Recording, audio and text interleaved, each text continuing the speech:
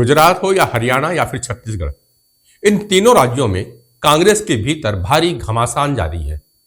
राहुल गांधी इस समय गुजरात के दौरे में है। हरियाणा कांग्रेस में नेतृत्व संकट और छत्तीसगढ़ में अंदरूनी कलह मची हुई है। ऐसे में सवाल उठता है कि क्या कांग्रेस खुद को मजबूत करने की बजाय खुद को कमजोर करने में लगी हुई है। अहमदाबाद में कांग्रेस कार्यकर्ताओं को संबोधित करते हुए राहुल गांधी ने एक बड़ा बयान दिया। उन्होंने कहा कि गुजरात कांग्रेस के आधे लोग भारतीय जनता पार्टी से मिले हुए हैं और ऐसे लोगों को हमें पार्टी से बाहर करना होगा। जो लोग कांग्रेस की विचारधारा के साथ खड़े हैं वही हमारे असली सिपाही हैं।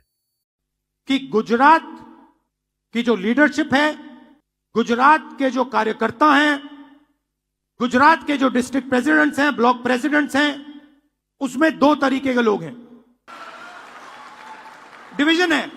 अभी यहां पे बैठे हुए हैं सब लोग, मगर दो टाइप के हैं। एक है जो जनता के साथ खड़ा है, जो जनता के लिए लड़ता है, जो जनता की इज्जत करता है और जिसके दिल में कांग्रेस पार्टी की विचारधारा है। और दूसरा है जो जनता से कटा हुआ है, दूर बैठता है, जनता की इज्जत नहीं करता है।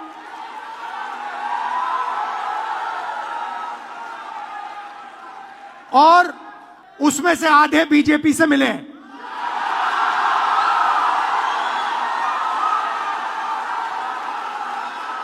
जब तक हमने इन दो को क्लियरली अलग नहीं किया, तब तक गुजरात की जनता हम में बिलीव नहीं कर सकती है। राहुल गांधी के इस बयान ने गुजरात कांग्रेस के भीतर एक नई बहस छेड़ दी। सवाल यह है कि क्या राहुल गांधी अब कांग्रेस में घर की सफाई करने के मूड में है। हरियाणा कांग्रेस में हालात तो गंभीर से भी ज्यादा गंभीर है।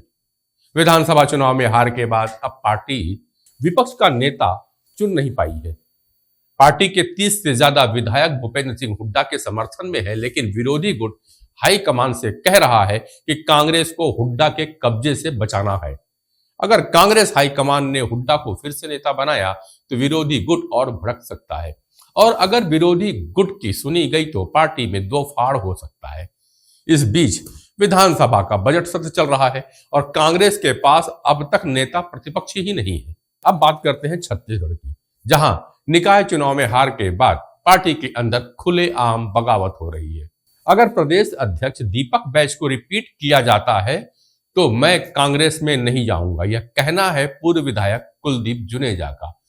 जुनेजा के इस बयान के बाद पार्टी ने उन्हें कारण बताओ नोटिस भेज दिया, लेकिन सवाल यह है कि आखिर पार्टी के अंदर यह विरोध क्यों हो रहा है।